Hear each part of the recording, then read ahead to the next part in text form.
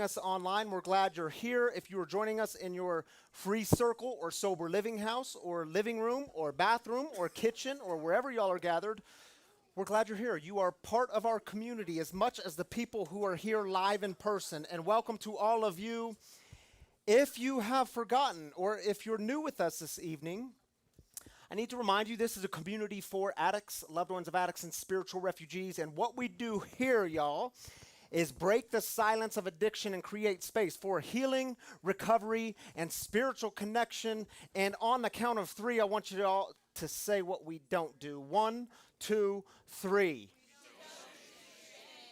Y'all messed it up a little bit, but I think we got the point. We don't do shame in this community. Listen, for those of you walking in, there are a few seats up front. The floor is available in the back. There's some room on the couch. Couple things y'all need to know about. We are starting a new series tonight. This series is called Faith After Doubt. It's after Brian McLaren's book, which was just released, called Faith After Doubt. We're doing a book discussion on this on Wednesday nights. Me and Ryan Johnston are co-leading this. Ryan, throw your hand in the air like you did last week. There you go. There you go. You're leading this week. We're leading this together. It's 6 weeks. And we're embracing doubt. We are on a journey together, and you don't have to sign up. All you have to do is show up. So even if you can only make 1 or 2 of the weeks, you're welcome here. You don't have to commit to all 6. We want you here for all 6. But if you can't make it, no biggie. Just come, hang out, be part of a great discussion. Get the book, though. It's called Faith After Doubt, and start reading the book. We're going to cover which chapters this week, Ryan? Is it 3, 4, 5? We're covering chapters 3, 4, and 5 this Wednesday. So if you're coming, do the reading. Also, I should let you know it's actually a 7-week study in this book because we're taking one break week on September 29th. Can we throw it on the screen? Oh, this is next steps. Did I get ahead of myself? Okay. Next steps. Yeah, keep that up. Let's go there first. Book discussion, then next steps. Next steps, we're doing these bi-monthly.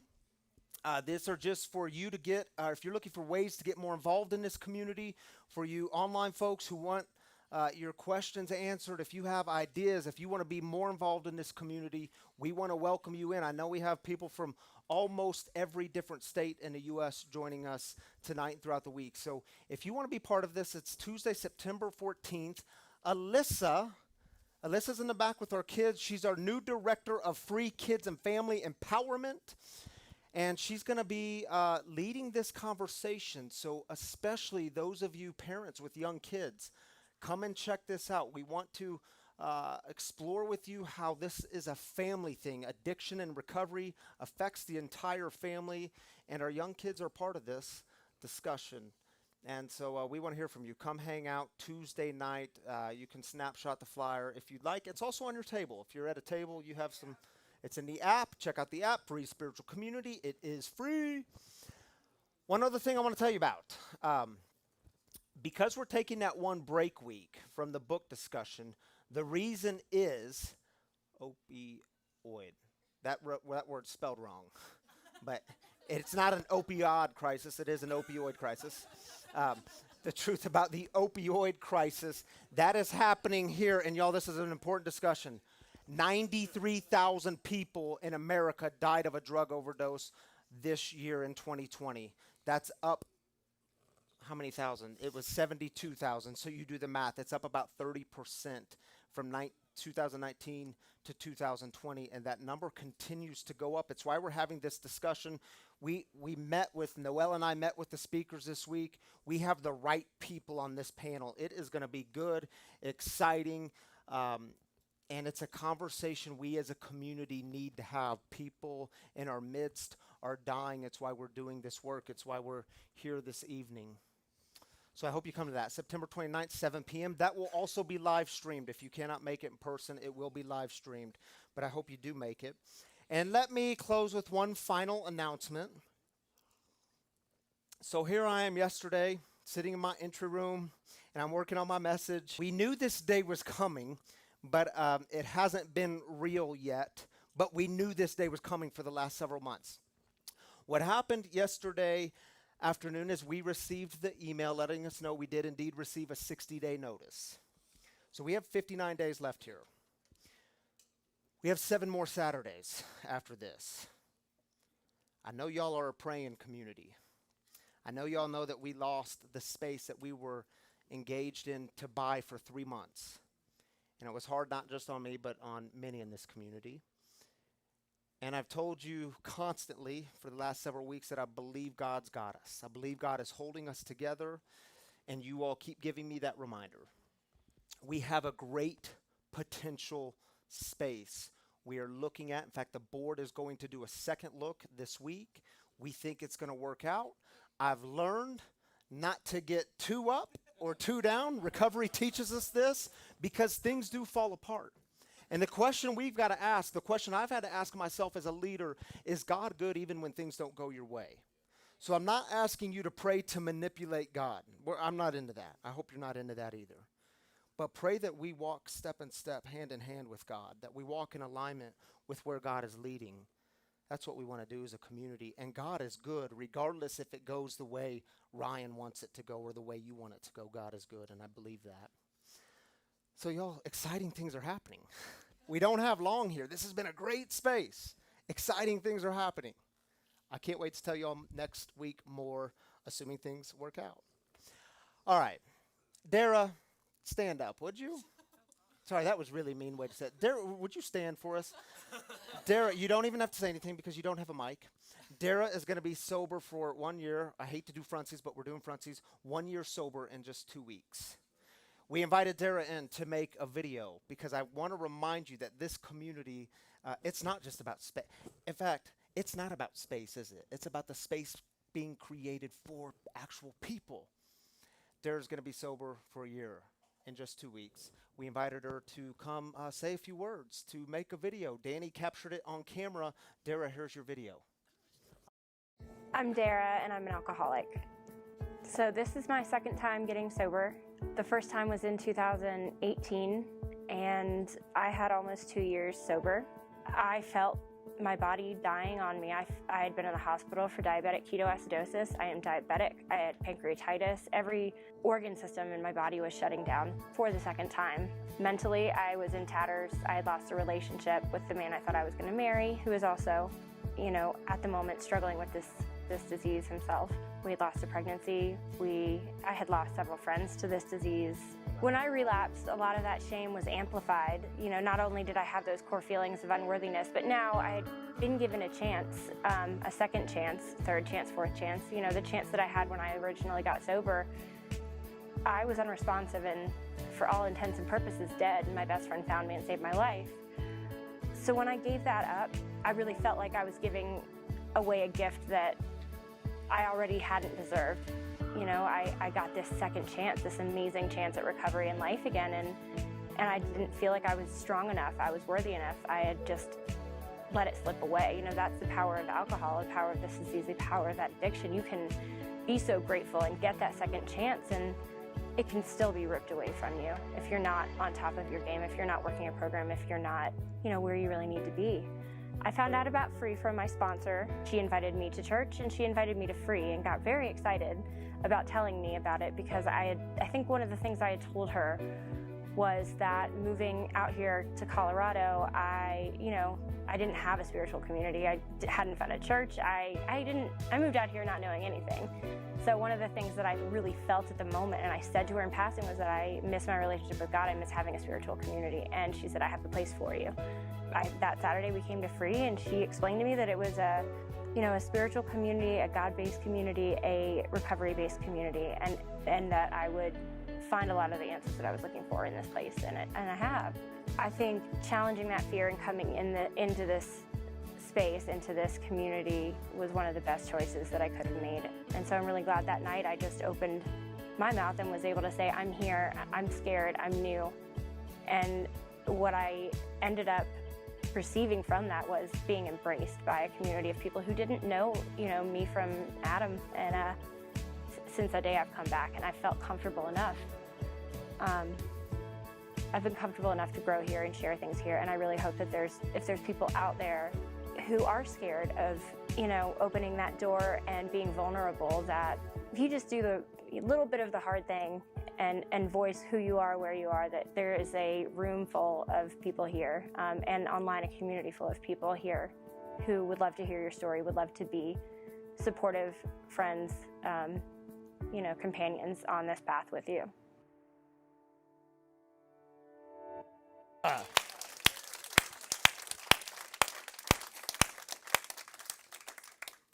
I remember your first week here, and I'm glad you stuck around. I'm glad you're here. Thank you, Dara. Really. And hey, y'all, I forgot to mention we have these new Connect cards. Noelle made these for us. Thank you, Noelle, for making these Connect cards. If you want to fill one out, I don't know what to say about these other than it's our way to connect with you. So if you want to fill one out, if you want to be on our email list, if you're sober and you're in recovery, you want to put your sobriety date, you can do that. We'd love to send you something. We would just love to connect with you. So if you want to fill this out, and after the service, if you want to drop it in the wagon, oh, there's a few in there already. That's kind of cool. All right, y'all, these are new to us, so we're just figuring out new ways to connect. Oh, they're in the welcome bags. And if you are new with us, there's those black welcome bags on the counter. There's the freshest roasted coffee you're ever going to have in your life because Tammy roasted it tonight. It's going to be really good coffee. There's going to be some swag in there and a Connect card. So if you're new, grab a black bag on the counter. All right, y'all. It's good to see a packed house tonight. And it's good to have kids in the back. And it's going to be good when we get bigger space. I know it's crammed in here. I know y'all have bared with us in this process for many, many months. And we're growing, and it's good. There's work to be done. The work to be done right now is to celebrate. It's how we start in this community. We don't ignore the hard stuff. We don't push aside the heartaches. But we don't start there. We start with celebrating. We remember gratitude, the good stuff, the new thing happening in life. So I want y'all to take 3 minutes. If you're online, take 3 minutes. Put the good stuff in the comments. We want to celebrate with you. 1,000 people throughout the week want to celebrate with you. God celebrates with us. We lift up, whether it's sobriety anniversaries or babies being born, the new thing happening, whatever it is, a new job, we want to lift that up here. So take 3 minutes, and if you're live and in the house, we will do our own thing. So we'll be back in 3 minutes. Hello world, wake me up to another good morning, time to go. Got that smile upon my face, 'cause there's excitement in the chase, this I know. Yeah, I'm going for the ride and find myself, I am alive, and I soar. Still I run toward the wind and let the challenge draw me in, 'cause I want more. Oh, we are all looking for adventure. We are all looking for adventure. We are all looking for adventure. We are all looking for adventure. We are all looking for adventure. We are all looking for adventure. We are all looking for adventure. We are all looking for adventure. Oh, wake up heart and wake up mind, and see the world is yours to find. And with every passing day there's more, calling you out to explore. Get up and go. There is joy found in the race, and I feel it in the place where I'm free. And I simply can't deny it, that I feel adventure calling out to me. Yeah, we are all looking for adventure. We are all looking for adventure. We are all looking for adventure. We are all looking for adventure. We are all looking for adventure. We are all looking for adventure. We are all looking for adventure.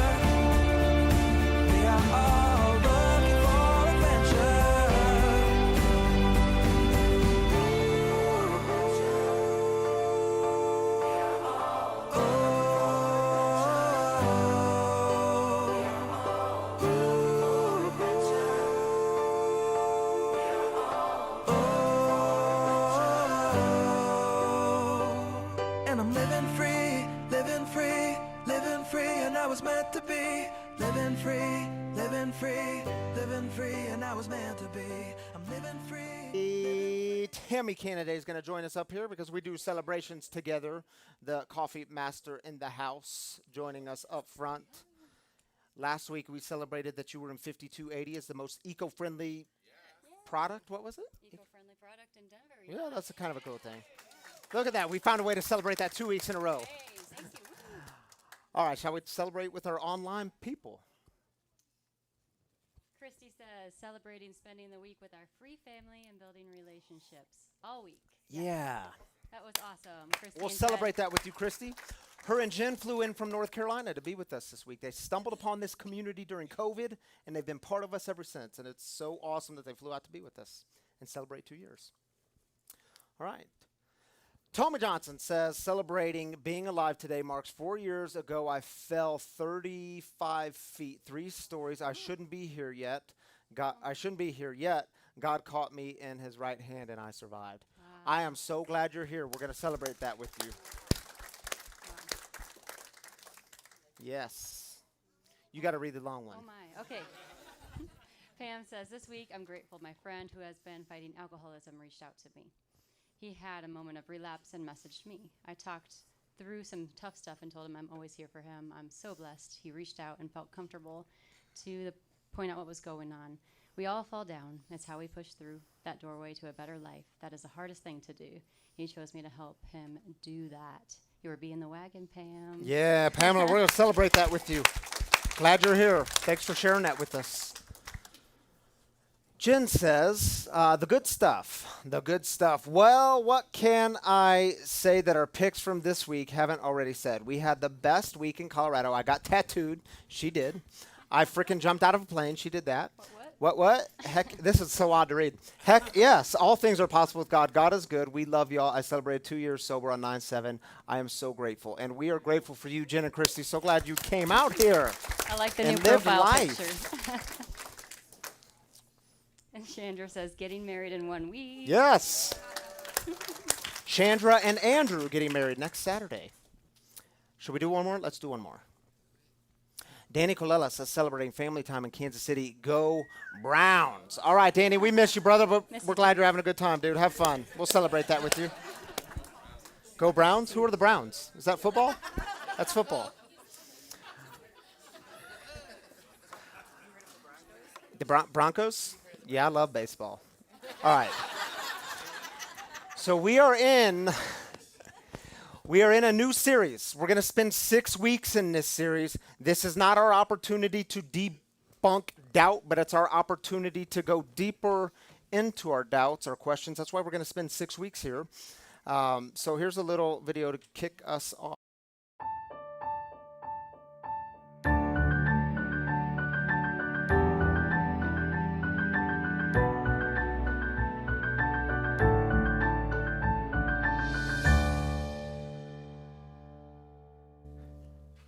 Doubt is not your enemy. But what do you do when you're not sure? So the book that this series is based on that I mentioned just a minute ago, it's called Faith After Doubt, written by Brian McLaren. Here's what he says in the opening pages. We'll throw it on screen for you too. 65 million adults alive in the United States today have already dropped out of active religious attendance. And that number grows by about 2.7 million more every year. Their reasons for dropping out are complex. Whatever the focus of their doubts, at this very moment, hundreds of thousands of people are watching their doubts grow and their religious identity weaken. And maybe you are one of those people. Maybe your doubts have grown, your questions have just gotten a lot bigger over time. And what do you do with it all? What do you do when you're not sure? So it was just over 2 weeks ago. Me and my 5-year-old boy, Breck.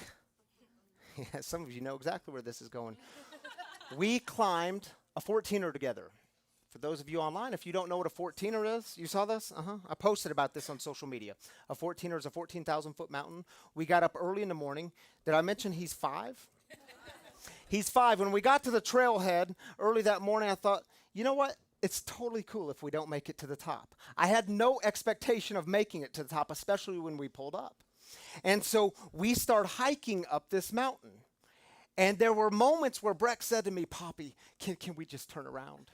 And I would say, but buddy, we are almost there. I mean, you can see it. And the thing about hiking a 14er is it always looks closer than what it really is. But we are almost there. You can see it.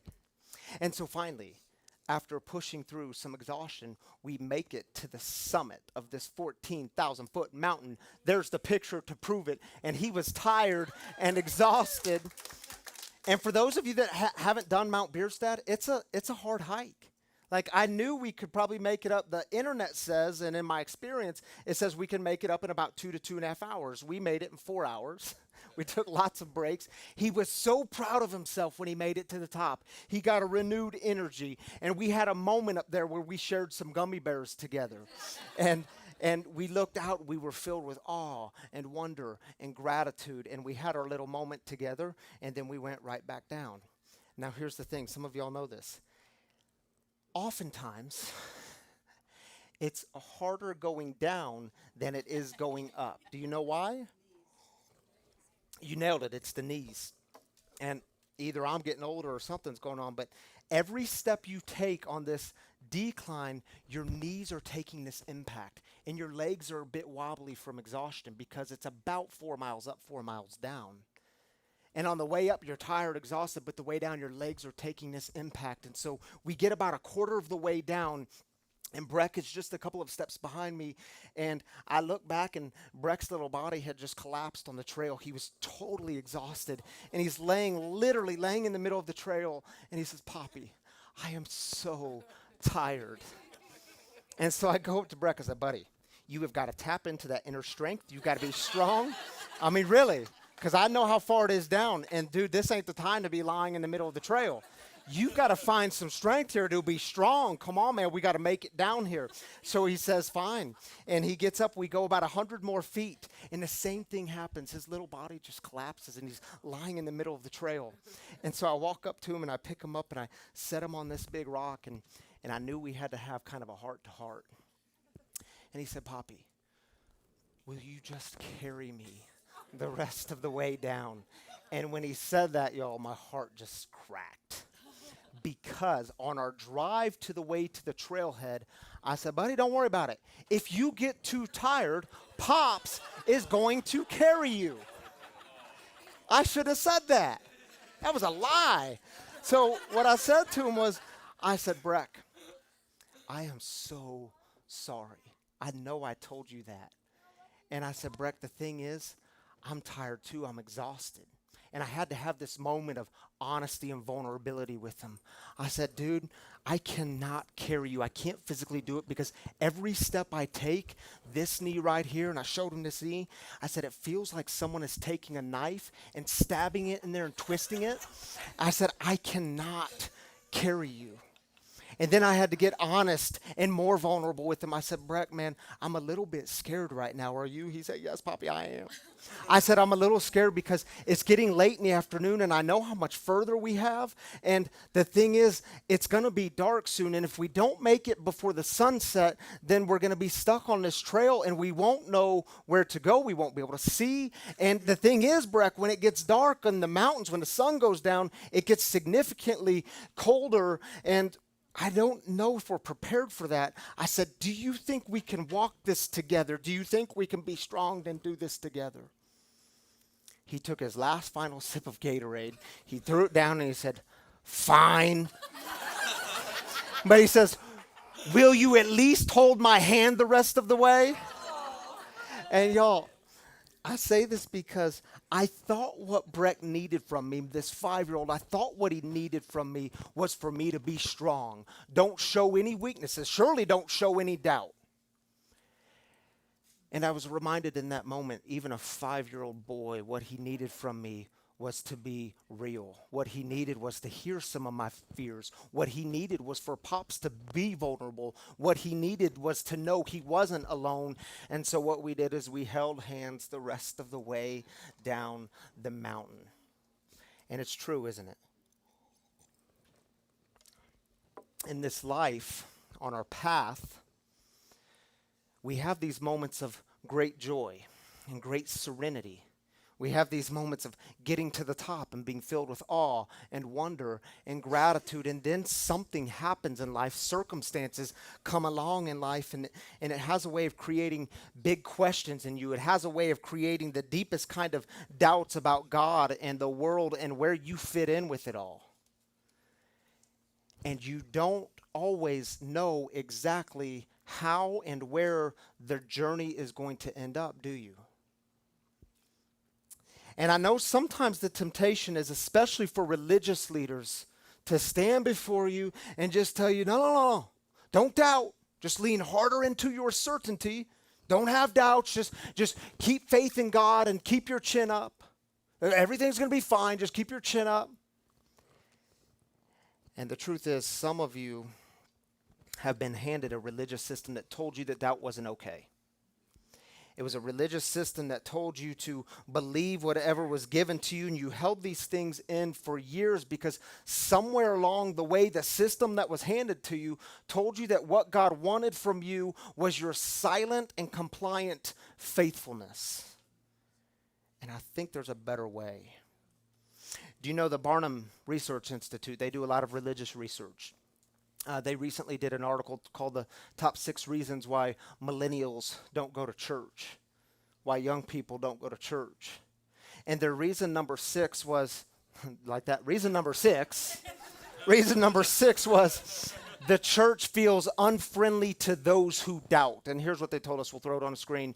Young adults with Christian experience say that the church is not a place that allows them to express doubts. They do not feel safe admitting that sometimes Christianity does not make sense. In addition, many feel that the church's response to doubt is trivial. Some of the perceptions in this regard include not being able to ask my most pressing life questions in the church. 36% of the people said that. And having significant intellectual doubts about my faith. 23% of the people said that. My brothers and sisters, doubt is not your enemy, but expressing your doubts may indeed be one of the greatest acts of vulnerability. But in this community, I invite you, I urge you, to keep getting vulnerable. I know it feels like you might have been squashed somewhere along the way. Oh, Pastor, I tried that. It didn't work. Keep getting vulnerable. And what I want you to hear from me tonight as your pastor here, free is a place. Free will always be a place where you are free to explore your deepest questions, your deepest doubts. You are not alone. We will We will hold hands and walk this journey together. But you got to keep getting vulnerable. You got to keep articulating the questions, putting words to the doubts. And you know what's interesting? It's really interesting. Jesus was never bothered by doubt. I mean, how do we fall into that trap? Jesus was never bothered by doubt. In fact, it was at the end of Matthew's gospel that Jesus rises from the dead, and then he goes and meets his disciples on top of a mountain. Because apparently when you do something like that, you don't just meet at the local Starbucks. You go to a more profound place like a mountain. And so his disciples, they get up to the top of the mountain, and there's a crowd around there. Jesus is there, the risen Christ. And in this story, you can read it later. It comes from Matthew's gospel, chapter 28. And there's one verse in there that I think we totally skip over, and it is so profound. When they saw him, here they are on top of the mountain. When they saw him, they worshiped him, but some doubted. I mean, if you're Matthew, why tell the story this way?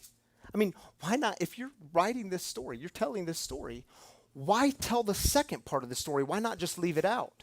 I mean, why, when you were at the height of the story, say, oh, and by the way, there was a lot of his own followers there who doubted. I mean, come on, what a buzzkill. If you are trying to convince people that Jesus is who he said he is, why put that part in there? Now, this is interesting. Fascinating stuff here. The Greek word for doubt, and if you're new to the scriptures, keep in mind the New Testament is written in Greek, the Old Testament or the Hebrew Bible is written in Hebrew. The New Testament written in Greek. The Greek word for doubt here is this fun word, distazo. Say this word with me, distazo. Yeah.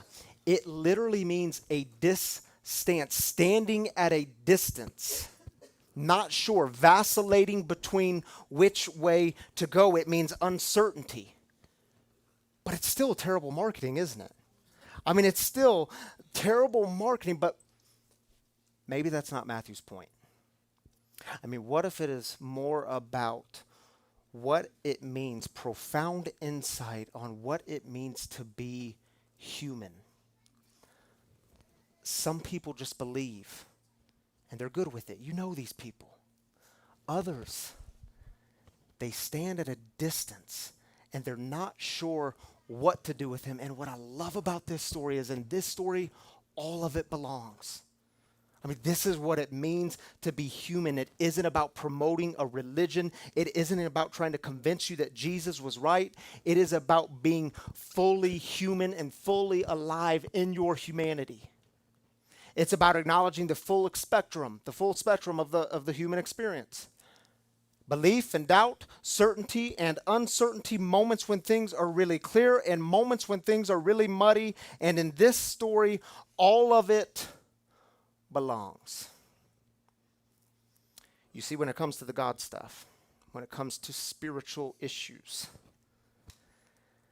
some of you have experienced doubt, significant doubts.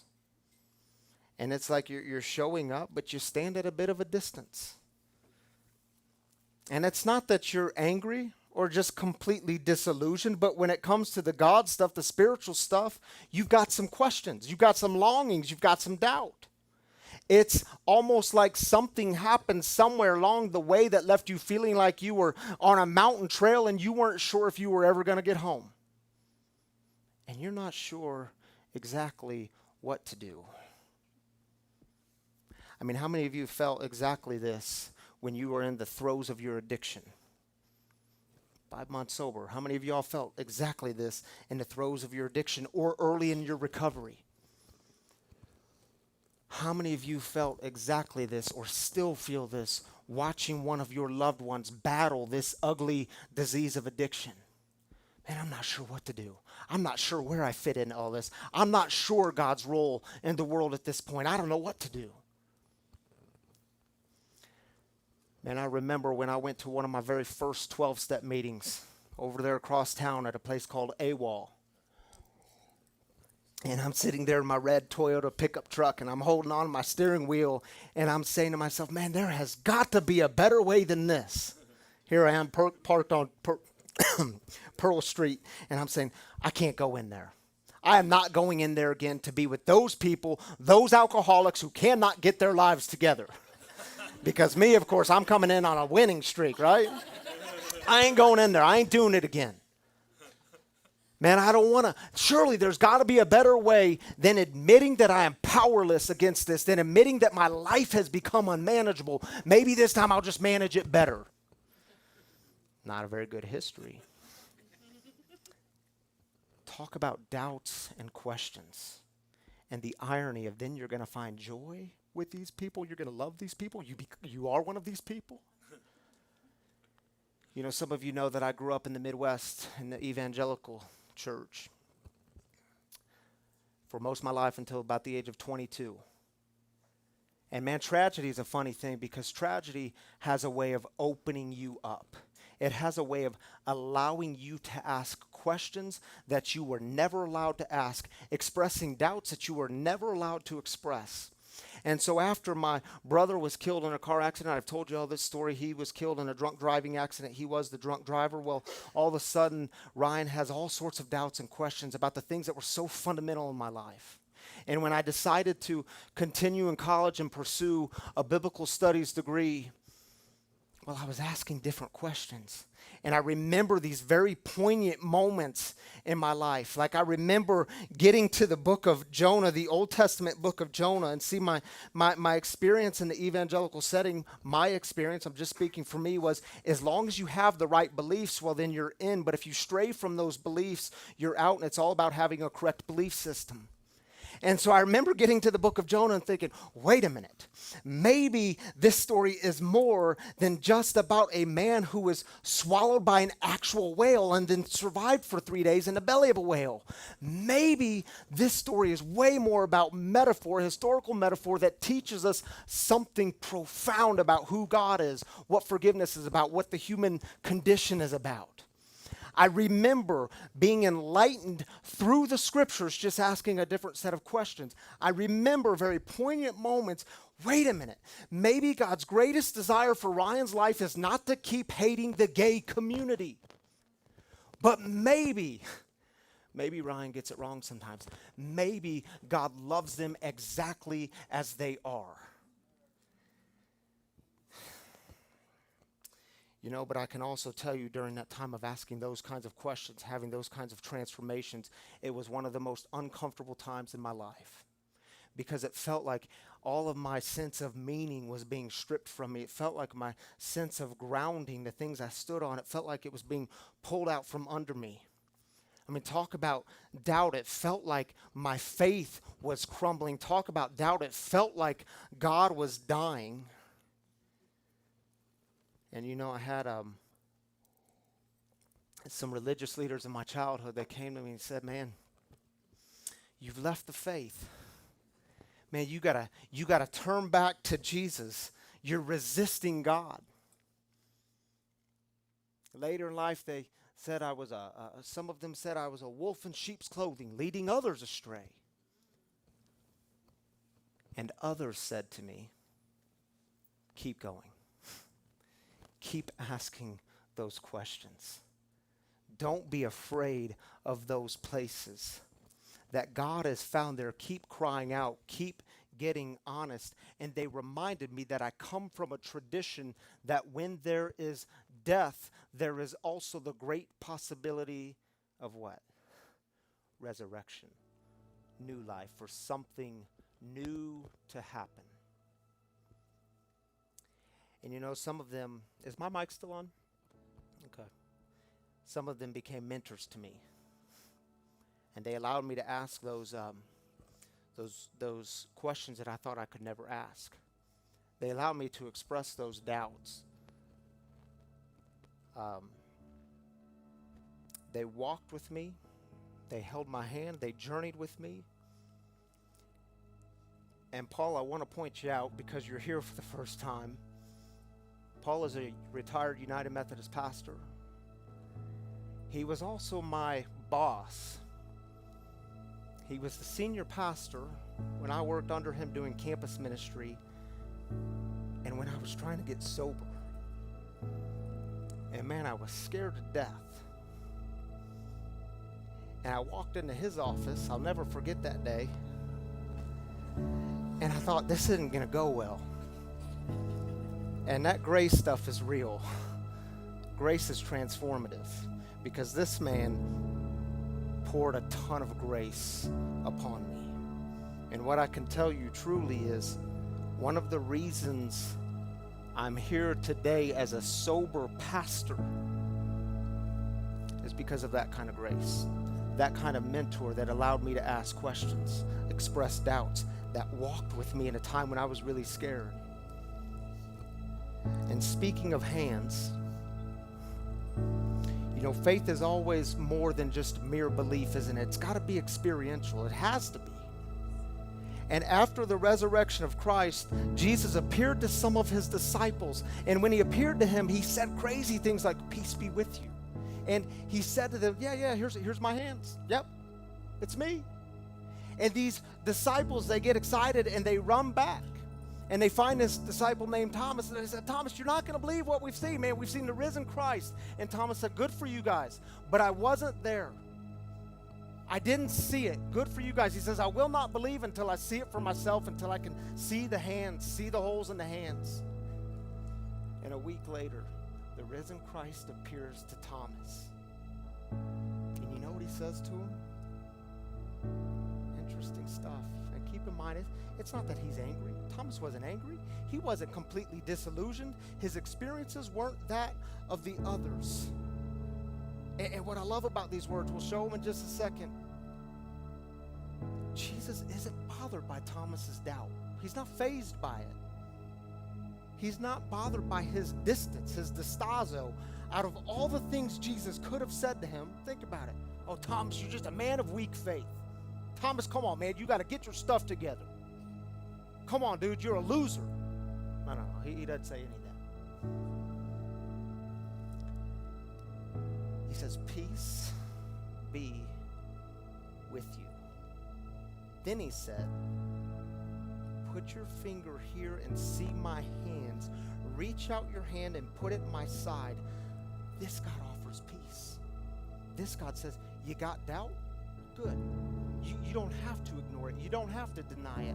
You can actually be here because I'm already here with you. You don't have to ignore it to try to get closer. I'm already here. My brothers and sisters, I'll close with this. Your doubt is always welcome here. Truly, your doubt is welcome here because doubt has the potential to deepen your faith, not deepen your certainty in a belief system, but deepen your experiences with God.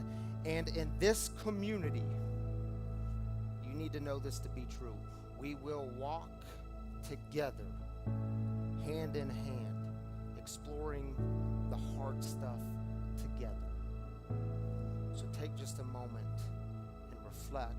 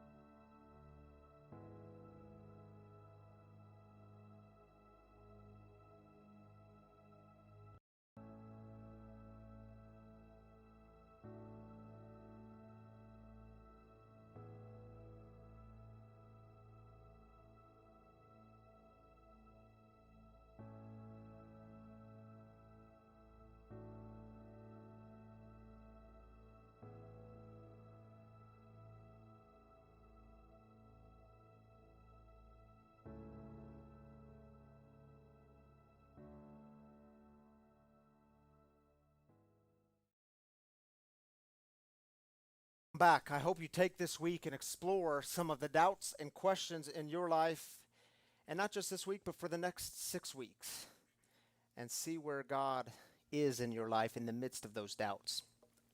Speaking of doubts, if you're new with us tonight, each week here we have a guest storyteller in the house, someone to reflect with us on the theme, which of course tonight is doubt and how doubt is not your enemy. So I want to welcome y'all, introduce to you all Jenny Johnson. Jenny, just wave for a second. Jenny Johnson. Now, y'all might remember Jeff Johnson in the back. Jeff, stick your hand in the air. The tall dude in the back.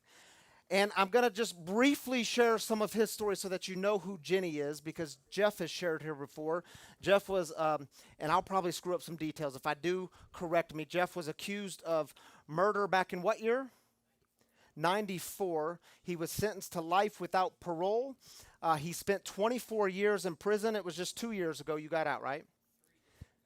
Oh, 3. Man, time flies, brother. 3 years ago, he was released because new evidence came out that indeed proved that Jeff was not the one who committed the murder, but it was someone else. And so Jeff has shared that story here before. He battled drugs and alcohol in prison, and he shared his recovery story. Jenny is an addictions counselor now. They are married and have twins together. How old are they now? 2 next month. They could have come tonight. Now, anyway, I want you all to help me welcome Jenny Johnson to the table.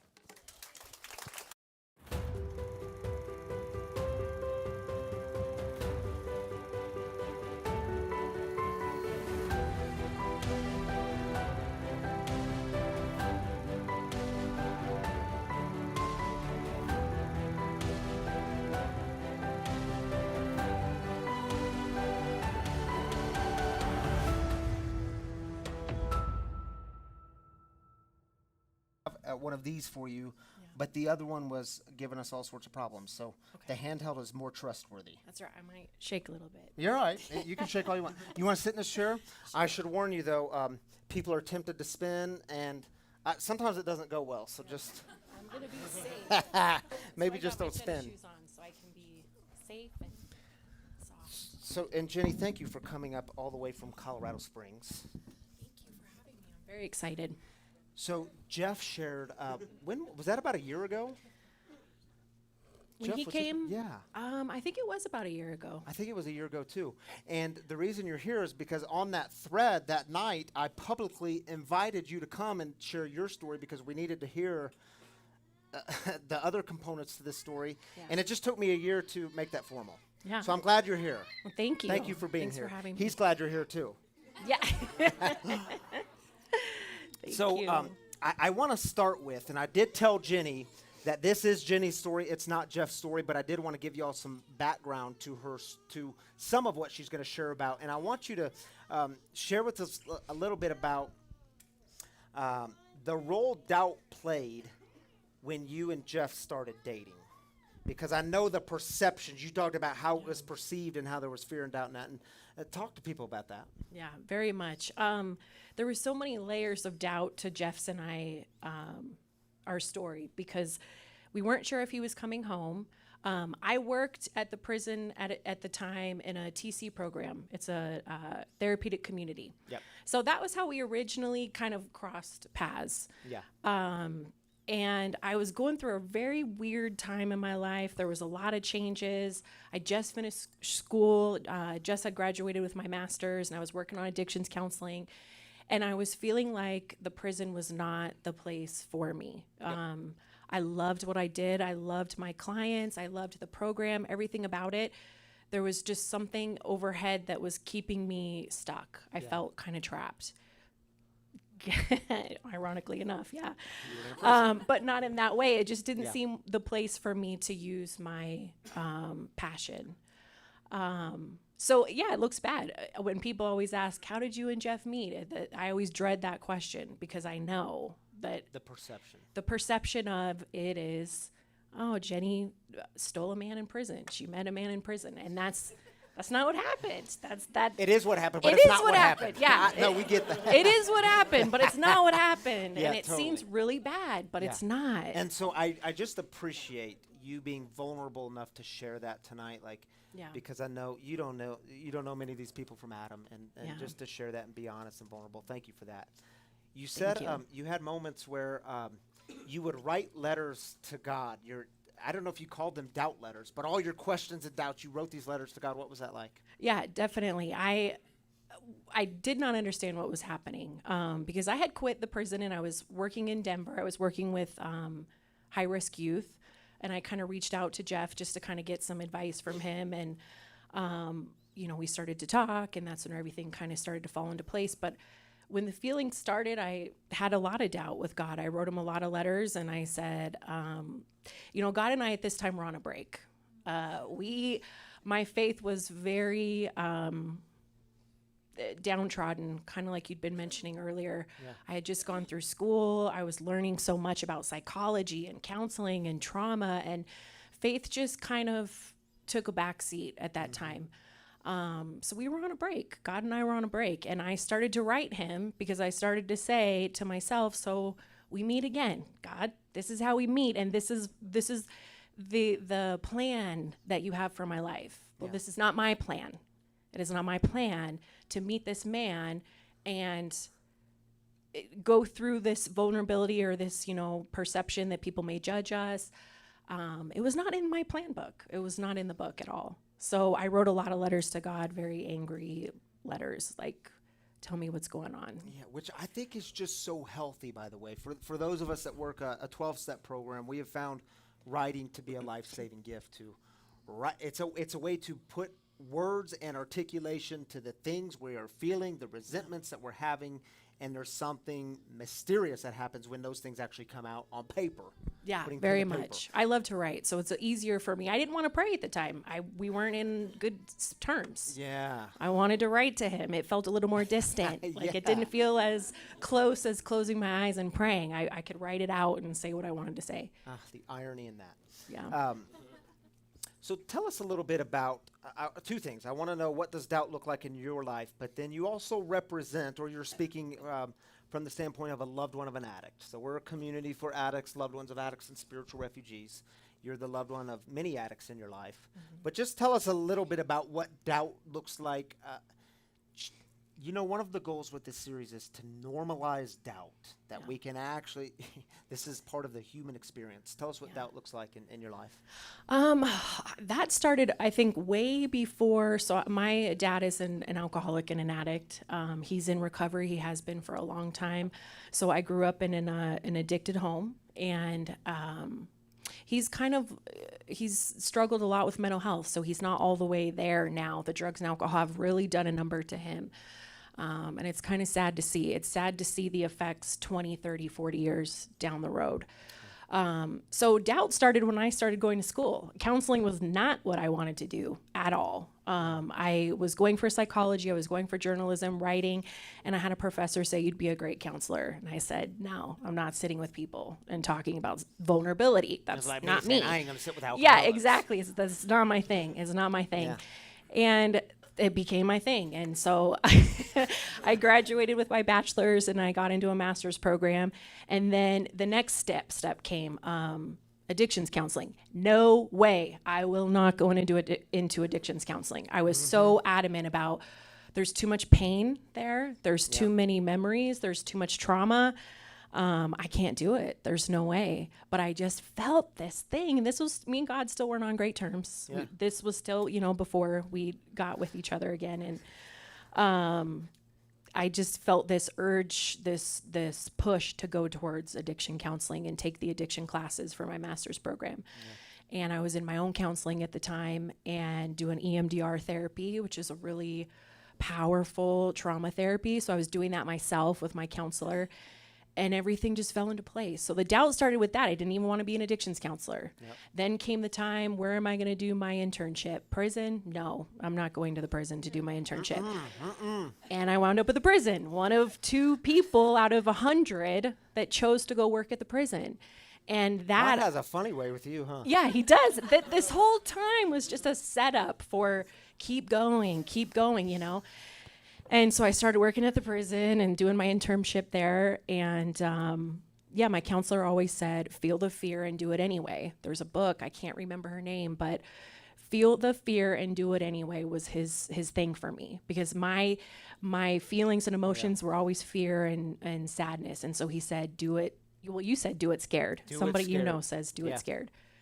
Yeah, so feel the fear and do it anyway. So doubt, I am a doubter. I am a realist. People call me a pessimist. I believe in realism, not pessimism. So I'm a doubter by heart, for sure.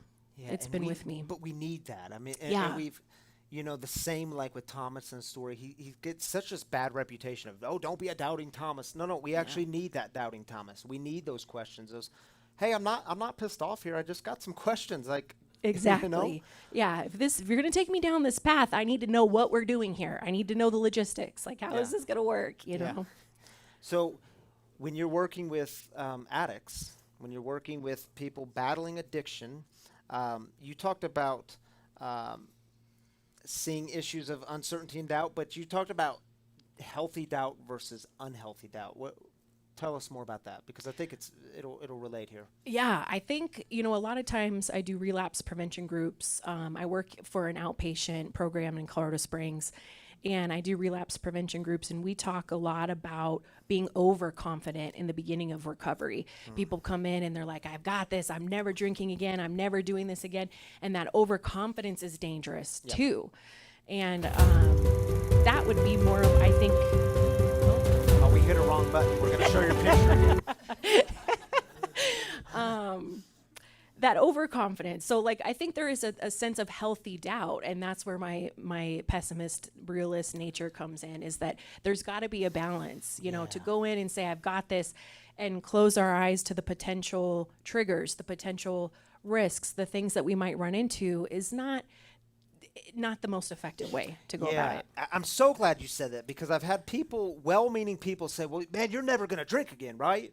And it's like, look, I know y'all would love to hear addicts and alcoholics give that promise. We can't do that Yeah, because no. it's so it's sick thinking. It's why in the recovery movement we live by one day at a time. Right.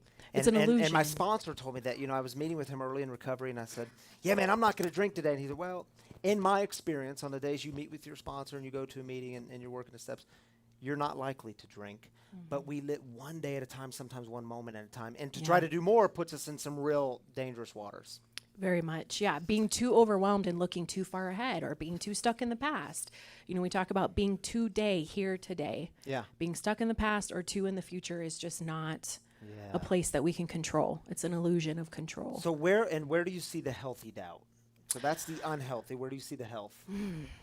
I did not think about that one. That is a good question. I think I see the healthy doubt in the members that I have come to group and to me remind me of the Thomases. They come to group and they remind me a little bit of myself. Like they're a little bit drawn back. They're not ready to give a lot of themselves yet.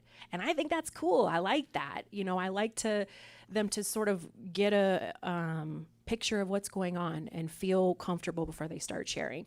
So I think I've seen the healthy doubt in people first getting into recovery too. Yeah. Being a little uncertain. Yep. And I think that's healthy in a way. So Jenny, if you could just take 30 seconds, and is she on? Will she be on this camera if it's just her? Yes, sir. I asked that. You should see how many times I asked that. Like, there's 2 cameras here. I can't get it right. Thank you, Drew. He and I are going to talk afterwards. Yeah, I hear it. I love our tech team. No, really, we have people in this community, as you've seen during the celebrations, people who are early in recovery, early in sobriety. We also have people, I promise you, who are like tuning in right now online, and they're the ones barely hanging on. Maybe you're here tonight and you're barely hanging on. Like you don't know if you're going to be sober tomorrow. You don't know if you're going to let control tomorrow of that loved one that's battling in your life. You're still struggling to try to hold on and control their addiction. What do you say to the one that is battling doubt, battling uncertainty, battling, I don't know if I can do this? What do you say to them? Just give 30 seconds of hope.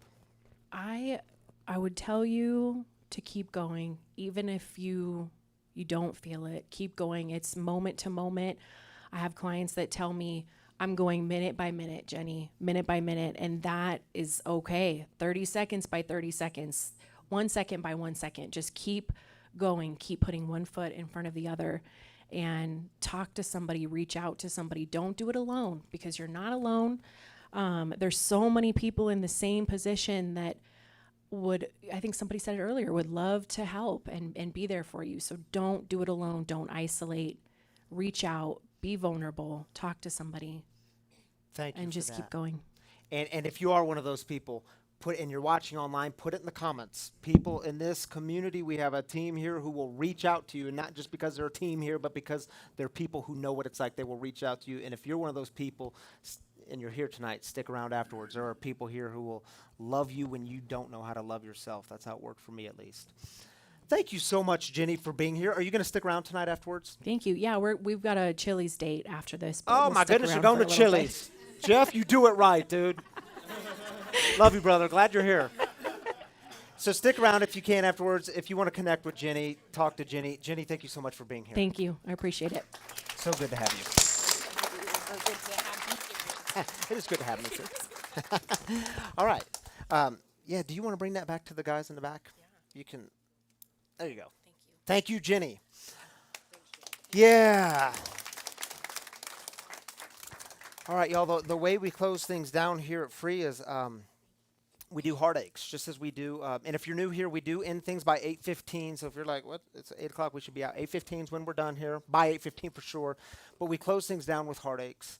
We don't ignore the hard stuff. We just don't start with it, but we actually walk through it together. And it is not lost on me, as I'm sure it is not lost on you. Today is a sacred day. It's a day of remembrance. Talk about doubt. How many of you all were thrown into some pretty serious doubt about God and the world and the power of evil, the power of suffering 20 years ago today with 9/11. So I want to begin our heartaches with a moment of silence. And then we will, just like we do celebrations, we will have a time for you to share the burdens you're carrying, because what I know about this community is you all carry heavy burdens. And you are not created to carry these alone. You really suck at it, actually. You're not competent at it. Don't try to be good at it because you don't have to. So we'll share those burdens, and we'll do so in 3 minutes. But before we do that, can we take just 1 minute of silence to remember those who lost their lives, to remember the first responders, and to remember those who brought healing afterwards.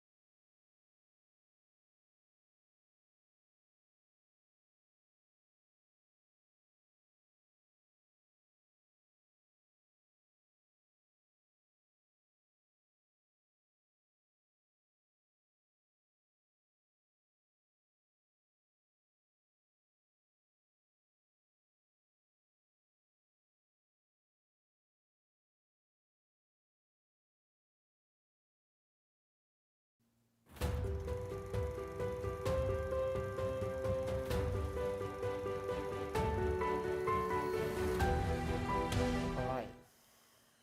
I want to invite you to get vulnerable in this community and let others carry burdens with you. So let's take 3 minutes, same way we did celebrations. Just say your name and in a sentence or two what you're carrying.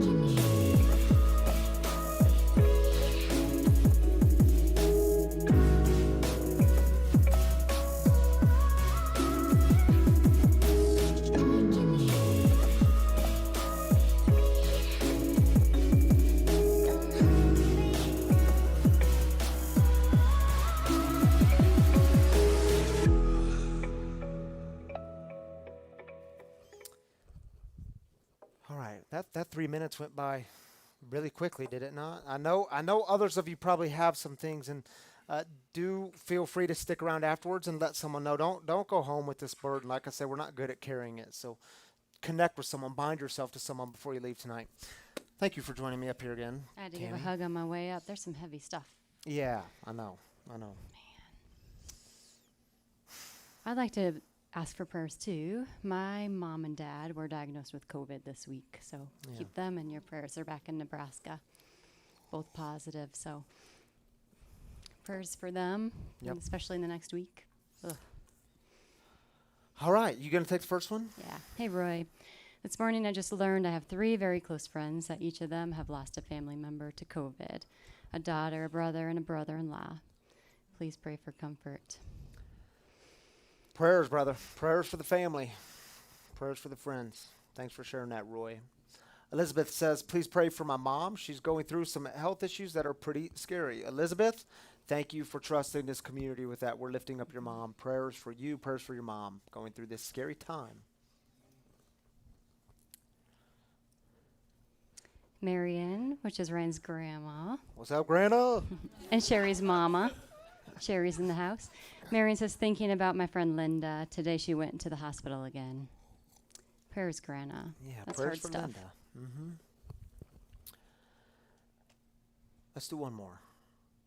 Mabel Skotelas. Prayers for my daughter struggling to quit meth.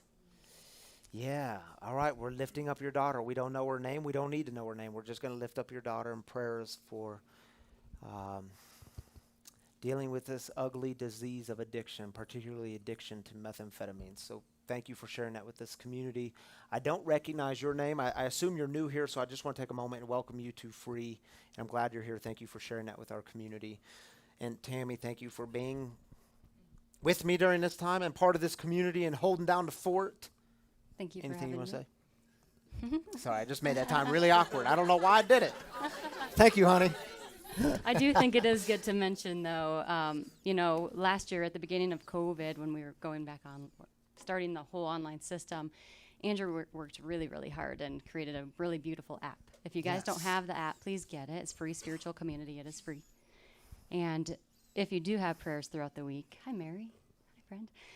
If you do have prayers throughout the week, you guys can put them in there. And we do have people in the community. Peyton's in here somewhere.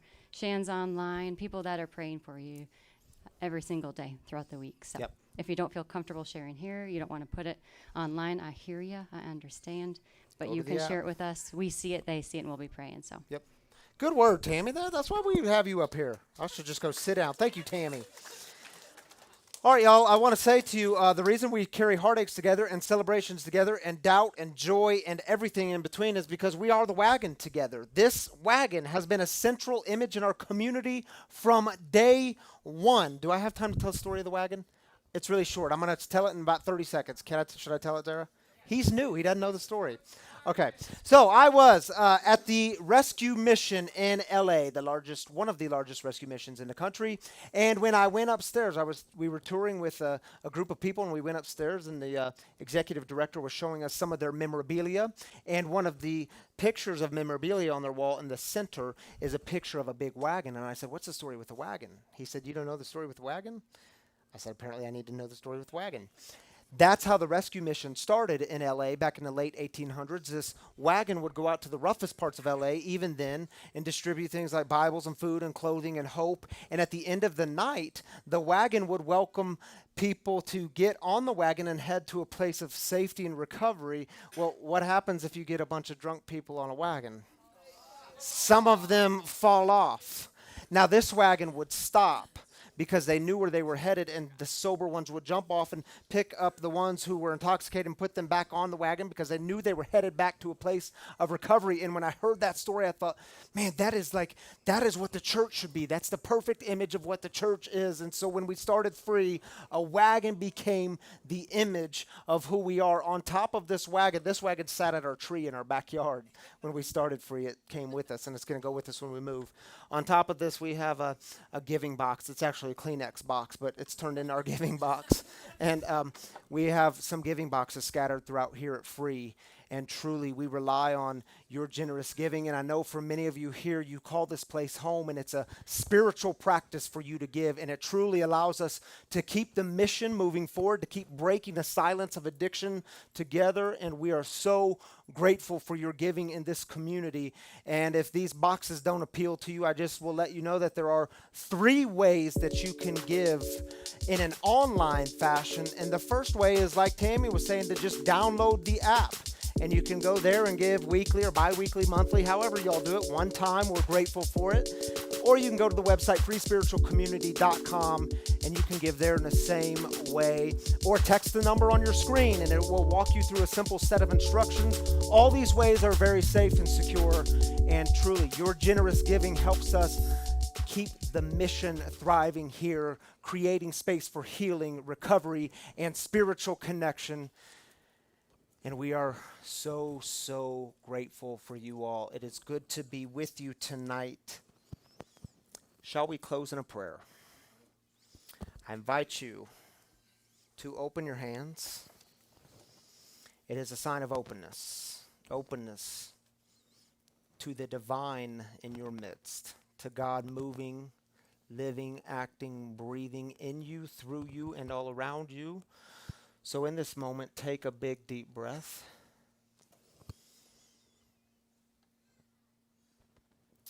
And if you don't know the Serenity Prayer, we'll pray it together. It's on your screen. When it goes like this: God, grant me the serenity to accept the things I cannot change, the courage to change the things I can, and the wisdom to know the difference. Amen. My free brothers and sisters, tonight, may I leave you with the same words that Jesus said. Peace be with you. We'll see you next week.